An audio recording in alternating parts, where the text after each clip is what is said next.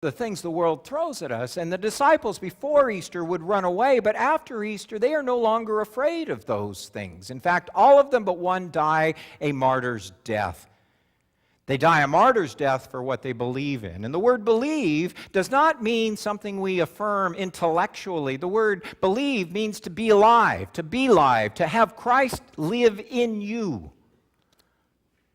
It's not something we acknowledge, it's something we live, it's something we breathe, and that happens as they come out of that place. It was the philosopher Blaise Pascal, a favorite of mine, who once wrote, "There is a God-shaped vacuum in the heart of every person. There's a God-shaped vacuum in the heart of every person which cannot be filled by any created thing, but only God, the Creator made known through Jesus." Words which were oddly reiterated kind of in a different way by the 20th century existentialist Jean-Paul Sartre, who said, of our age, there is a God-shaped hole in our consciousness. That where our world and humanity, where we've led ourselves, is the place that we don't need that anymore, that somehow we can just kind of let that hole be there and dissolve or fill it with all kinds of other junk, that we have the answers and we have the solutions, and we can preoccupy ourselves and fill it with all kinds of stuff, which is what we do. And then we wonder why we feel dead in places and not alive. Easter is about us being alive. Not just someday, but alive now with joy and with hope. But it only comes when you look in that tomb, because you're going to find something in there, which is what Easter is about. Back in the day when I bought my first car, 1973, Dodge Demon. Don't I wish I owned that car still, right? That was back before, all the computer stuff and artificial muffler noises and all the things we produce now. And when you had a problem with your car, you actually fixed it. And my father showed me the first time an alternator went out. He said, well, that's really easy. When it starts going out, just get a hammer. Right? The alternator doesn't get right. It gets a dead spot, and if you bang it with a hammer, you'll get all those wires and coils to jump, and your car will start. A real simple thing, right? The point is, just like the alternator in my car, all of us have dead spots. We all got them. We all have dead spots in our existence, in our being, in our spirits, in our souls, in our lives. Dead spots created by choice or by chance. And we're pretty good at avoiding them, denying them, or thinking we can fix them by backfilling them with all kinds of other stuff. And the world's prepared. Somebody's always out there to sell you it.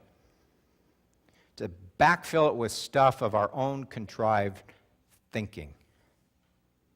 When the reality is, all those things are shallow and short-lived. What we need to backfill that hole in our soul is the presence and the life-giving resurrection power of God. We're born with it. It's just somehow we lose it. We lose it. And this day reminds us we have the opportunity to put it back in. But it doesn't happen magically. Somewhere along the line, I heard that if you're going to win the lottery, you got to buy a ticket. Now, it requires something of us.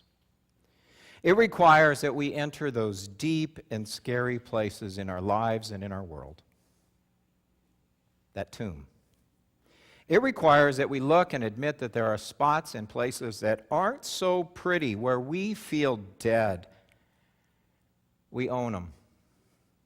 And then we try to eliminate them by eliminating those false gods and personally created pretenses that keep our souls entombed to beliefs and actions that weigh us down and imprison us.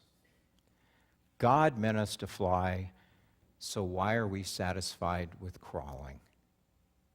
It's as simple, and yet it is as hard as that. Because we don't want to go there. Let's be honest, we don't want to go there, you know. Even as bad as life can be, a lot of times it's easier to just live with it than to examine it, to own it. As difficult and as painful as our existence might be, we really don't want to admit that there's anything wrong or that we can't manage or fix. That's a denial of faith.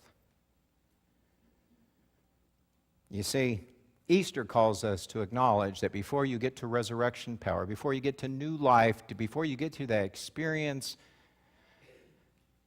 of the Almighty filling that hole in your soul, you have to realize there is that tomb, there is that death.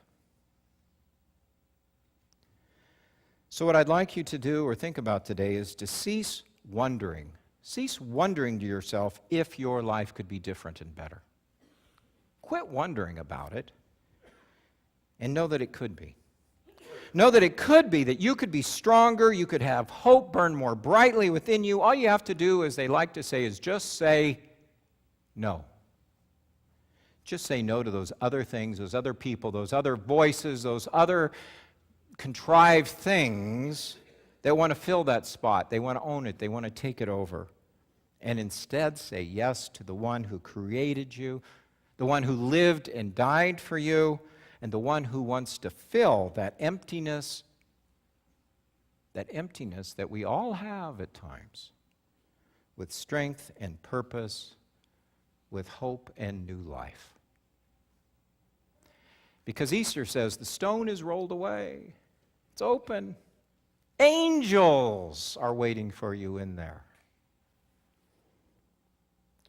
This Easter, will you dare to go in? Amen.